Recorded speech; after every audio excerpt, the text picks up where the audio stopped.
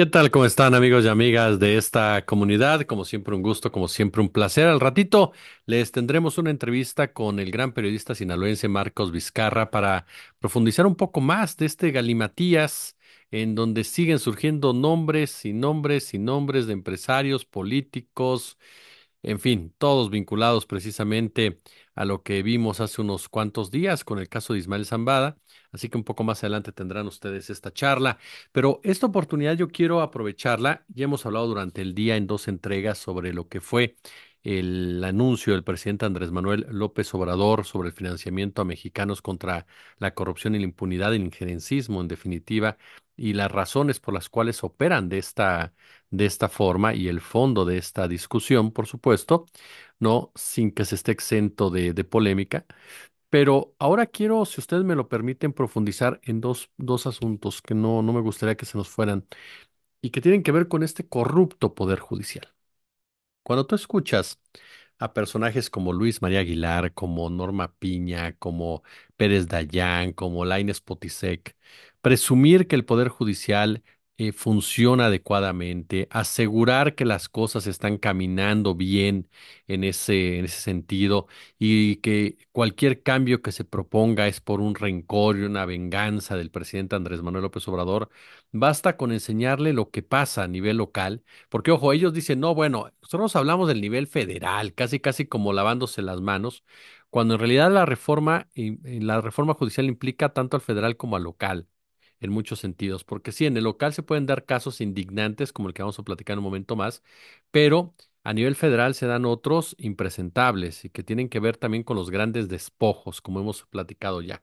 Hubo dos hechos que no podemos dejar de lado y que pintan de cuerpo entero a este poder judicial que alguien de la audiencia me decía, Jesús, ya parece una guerra en contra de la población, un desquite en contra de la población por el apoyo que se ha dado a la reforma judicial.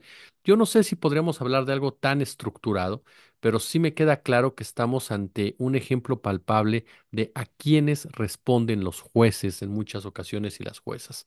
Y comenzaría, por ejemplo, con el caso de Elena Ríos. Elena Ríos, que usted lo sabe, saxofonista, que fue víctima de un ataque con ácido por parte de este tipo Juan Antonio Vera Carrizal, un sujeto vinculado con la política oaxaqueña, hijo de un político oaxaqueño, amigo de los Murat, ¿no?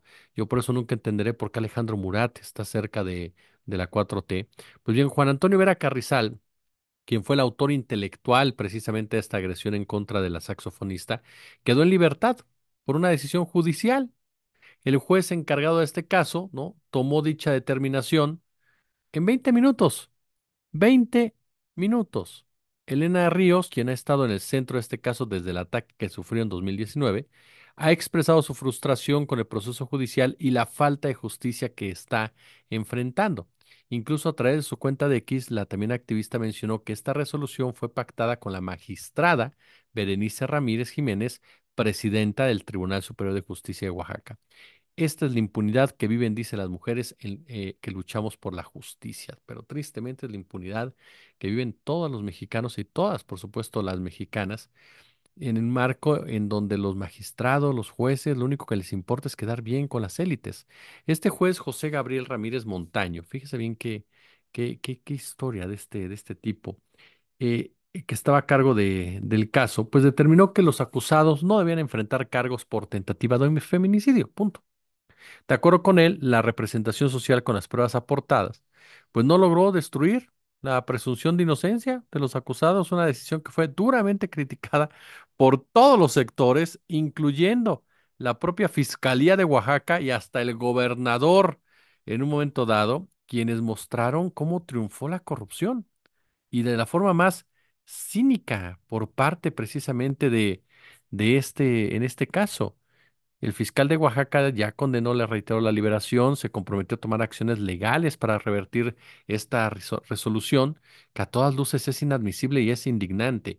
Pero, ¿qué le parece si vamos con el caso de Mario Marín? Ya lo hemos tocado en el canal, ya sea con un short o en el en vivo, pero nos decían por ahí algunas voces, no, Jesús, perdóname, todavía no está libre y no estará libre y demás. Bueno, pues esposado y custodiado por agentes de la Guardia Nacional, llegó el ex gobernador Mario Marín a su casa en Puebla. Esto fue la madrugada del miércoles, esto para enfrentar en arraigado domiciliario el proceso penal en su contra por el delito de tortura contra la periodista Lidia Cacho.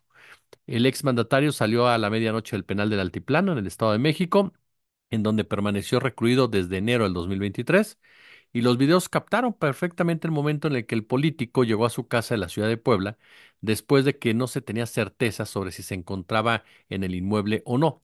Mario Torres permanecerá en su vivienda sin poder salir de la misma, según lo dictó la juez segunda de Quintana Roo, Angélica del Carmen Ortuño, esto el pasado sábado, al cambiar las medidas cautelares que mantenían al político en prisión. Las nuevas condiciones establecen que el exmandatario deberá portar todo el tiempo un brazalete mediante el cual la unidad de supervisión de medidas cautelares vigilará que no salga de su casa.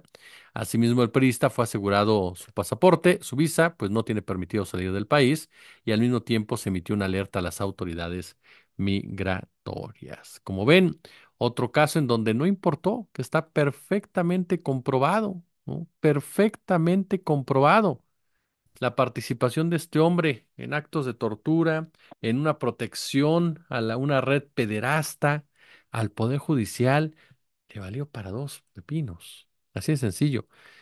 Los jueces, los jueces José Gabriel Montaño y la jueza Angélica del Carmen Ortuña actuaron de una manera irresponsable, de una manera corrupta, de una manera agresiva, de una manera traidora hacia la sociedad. Fueron capaces de dejar libres o de facilitar el proceso a dos personajes que está plenamente comprobado que son unos criminales, pero que como tienen palancas, como tienen poder económico, por esa sencilla razón, no hay ningún inconveniente. Adelante. No. Estamos viendo precisamente uno de los momentos más tristes del Poder Judicial, en donde tal parece que ya no les interesa lo que se diga de ellos ante una reforma judicial necesaria, indispensable, ¿no? Y pronta. Los jueces parece que mejor quieren asegurar el negocio, es decir, antes de que me vaya, suelto a mis cuates, ma. Antes de que me vaya, suelto a cuanto vato impresentable tenga enfrente. ¿Y para qué? Para llevarme todavía una buena cantidad de dinero.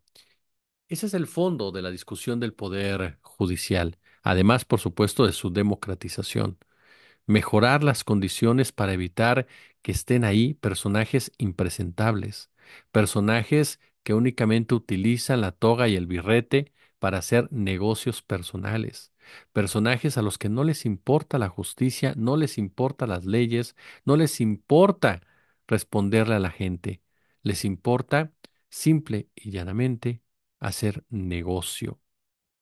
Punto y aparte. El Poder Judicial por eso ha traicionado no una, sino en varias ocasiones a las mayorías. El Poder Judicial es de lo peor que hemos tenido en este país, porque durante toda su etapa, claro, con sus honrosas excepciones, ¿no? Nos topamos con un poder que fue vasallo del poder ejecutivo, con un poder que ayudó a construir el neoliberalismo en este país, que ayudó a fomentar precisamente la economía criminal, que ayudó a fomentar el pragmatismo delictivo, que fortaleció a las oligarquías, a esas oligarquías que le han hecho tanto daño a México.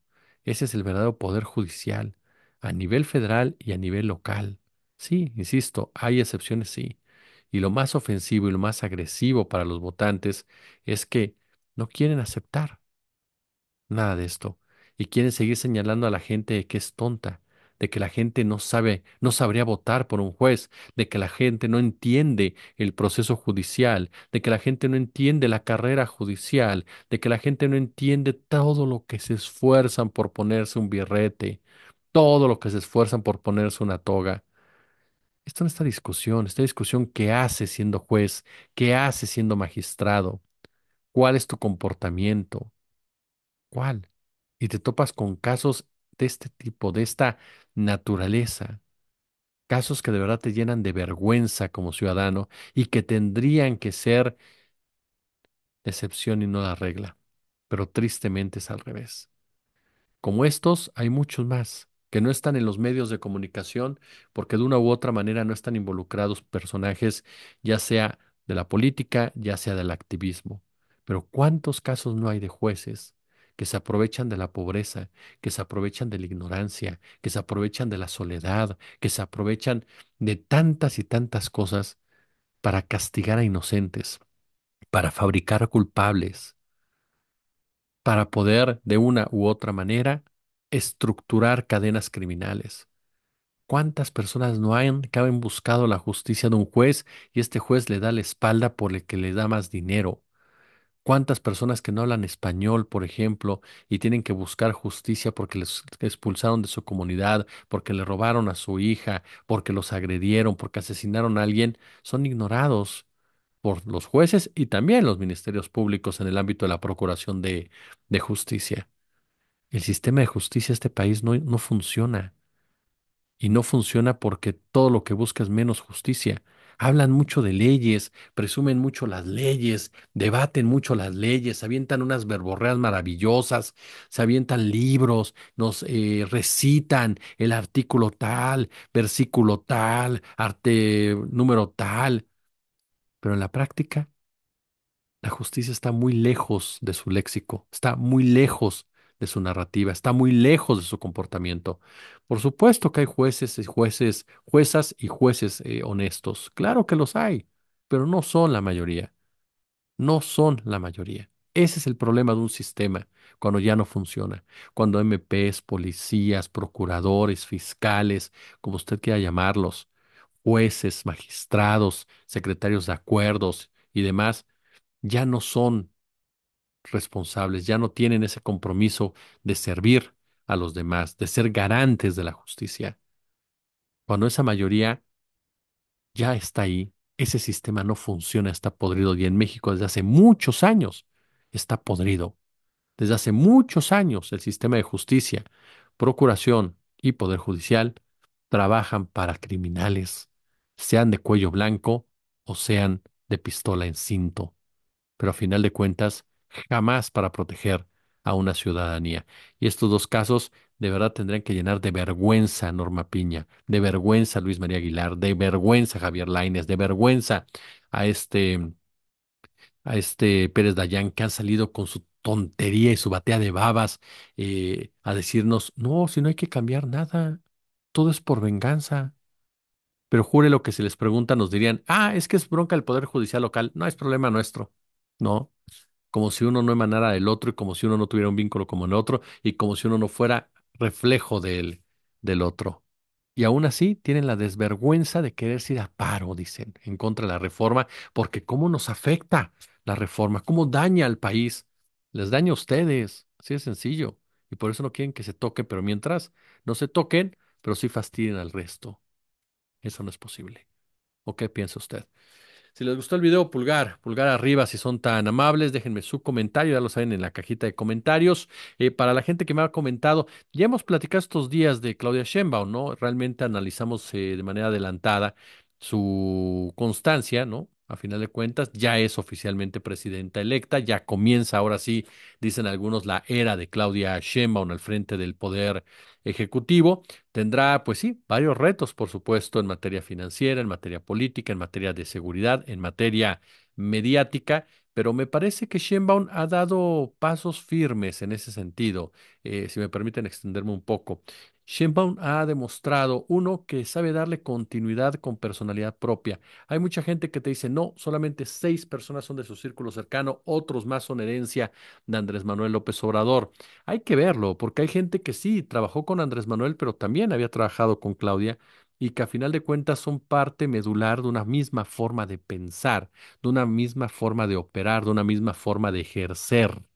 Entonces me parece que el hecho de que haya gente que estuvo en el gabinete de Andrés Manuel y ahora con Claudia Sheinbaum no minimiza en nada ni disminuye el liderazgo o capacidad de mando que va a tener Claudia Sheinbaum. Es una continuidad, por supuesto, que tiene que darse cuando el modelo es el mismo. No sé qué tanto duren más allá de 2 años algunos de estos personajes, pero me queda claro que de un cambio de gobierno a otro era normal que se diera dicha transición. Claudia Sheinbaum comenzará, por supuesto, a enfrentar, lo hemos dicho en otras ocasiones, un problema económico desde el punto de vista que tiene que comenzar a generar mayor riqueza para mantener el apoyo a los sectores más vulnerables. ¿Por qué? Porque no tendrá la gran ventaja que tuvo Andrés Manuel, que fue comerse a sí mismo, comerse la grasita del gobierno, que era bastante, esos gobiernos despilfarradores, de esos gobiernos corruptos, de esos gobiernos que gastaban a manos llenas con cualquier pretexto. Ahora Claudia no tendrá esa ventaja y tendrá, por supuesto, que generar una entrada importante de ingresos. Tiene personas muy interesantes al lado. Yo sé que hay muchos cuestionamientos de parte de algunos de ustedes de Altagracia Gómez por su calidad de empresaria, pero me parece que puede ser un aporte interesante. Vamos a verlo. Puede que uno esté equivocado, pero vamos a verlo. Pero en la práctica me parece que es un buen contacto con los empresarios. Es una persona que tiene ideas claras, es una persona que tiene ideas relacionadas con el ámbito social. Y es una persona que puede asesorar bien a Claudia Sheinbaum. Marcelo Ebrard es un hombre que como funcionario siempre funciona, Marcelo Ebrard, y en economía no será la excepción porque es un terreno que él conoce y conoce bastante bien y sobre todo tiene buenas relaciones con quienes debe de tener buenas relaciones para poder generar los entornos y los escenarios suficientes para poder ser un aporte real en esta generación de riqueza. Y por supuesto, ¿no? La discusión que tarde o que temprano tendrá que darse en torno a una reforma fiscal. Ha dicho Claudia Sheinbaum que por el momento no será por ahí. Yo, ese es mi punto de vista totalmente personal, creo que tarde que temprano habrá que analizar grabar a los ricos o bien tomar una reforma fiscal de una u otra forma, aunque sabemos que esto podría acarrearle algunas diferencias con este sector empresarial que sigue ahí y que no le gusta que lo toquen ni con el pétalo de una rosa y que en este sexenio Andrés Manuel López Obrador vaya que los ha tocado con todo el ramo. Entonces habrá que esperar, por supuesto, cómo se va desarrollando ese pragmatismo de Claudia, esos conceptos clásicos que ya tiene, esa capacidad negociadora con estos dos personajes particularmente, Altagracia y Marcelo. En el caso de la energía, también será otro factor clave para generar, por supuesto, la misma. Va de la mano con el nearshoring y ahí es el punto trascendental del nombramiento de la maestra Callejas en CFE, una mujer técnica, digámoslo así, que conoce bien el sector, que conoce bien cómo generar la energía y que no es política. Decía Sergio Sarmiento, se requiere una capacidad política. No, eso lo requieren ellos, los que defienden los intereses privados en la generación de energía eléctrica. Lo que se requiere ahorita es capacidad técnica. ¿Por qué? Porque la Secretaría de Energía, con Luz Helena González Escobar, mujer de toda la confianza de esta Sheinbaum, será la encargada de vertebrar toda esa estructura. Por primera vez en la historia, la Secretaría de Energía realmente tendrá el peso que se requiere en una administración y Pemex y CFE tendrán que adaptarse a sus señalamientos. Veremos cómo va el tema de Pemex, pero ojo con la CFE. Es muy importante la CFE para recuperar ganancias, ¿eh? Muy importante y más por las disputas de los tiburones, de los entes en privados que estaban metidos precisamente en ese sector y que recibieron una fuerte cachetada del presidente por el tema de la ley industria eléctrica y después el corrupto Poder Judicial les regresó a la situación de Peña Nieto. Y por eso es tan importante en el plan C la aprobación de una verdadera reforma eléctrica, como dijo la presidenta, donde ellos, el gobierno, tenga más del 50% del control y 46% con reglas claras la iniciativa privada. Está el tema de la seguridad, por supuesto, en donde a mí me parece que lo indicado es seguir con el aspecto, y esto lo vamos a analizar de manera individual, solamente les adelanto, que es importante mantener la atención a las causas. Son factores y, por supuesto, la narrativa. Queda más que claro que la narrativa no va a cambiar de estos medios corporativos, no va a cambiar de sus dueños, no va a cambiar de sus corifeos, seguirán buscando la manera de generar inestabilidad, seguirán buscando la manera de golpear a la presidencia de la República y seguirán buscando la manera de sabotear cualquier cambio que consideran que perjudica sus intereses y en este caso es casi siempre de todo. Como siempre, un gusto. Como siempre, un placer. Déjenos su comentario, déjenos, por supuesto, su pulgar arriba, compartan el video, suscríbanse. Ya vamos llegando a los 195,000. Ya estamos cerca de los 200,000. Y si hay chance, si hay oportunidad, super chat, super gracias y únanse al canal. Como siempre, un gusto, como siempre, un placer. Al ratito, Marcos Vizcarra, con más aquí en nuestro canal.